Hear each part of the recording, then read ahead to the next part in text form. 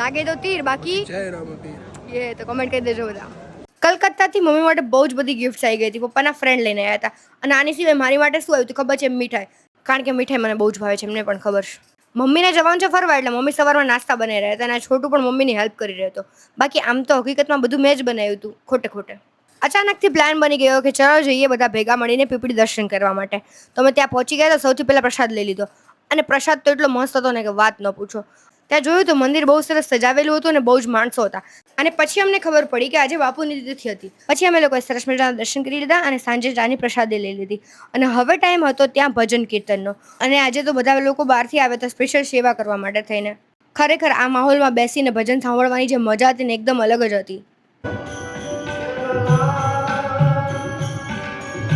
ત્યાંથી નીકળી ગયા અને રિટર્નમાં અમે લોકોએ મસ્ત એવી અણદરાની ગુલ્ફી ખાધી. અને લાસ્ટ ટાઈમ અમે પીપળી ગયા હતા ત્યારે કોઈકે વિડીયોમાં કોમેન્ટ કરી હતી કે તમે તો 20 વાળી ગુલ્ફી ખાવ છો અણદરાની, ત્યાં તો મોંઘી 40 વાળી મળે છે. તો આજે મેં એ ટ્રાય કરી લીધી. પણ મને ગુલકંદ વાળી બહુ ભાવે છે ને, એટલે અમે લોકો એ ખાઈએ. પણ આ પણ સારી હતી.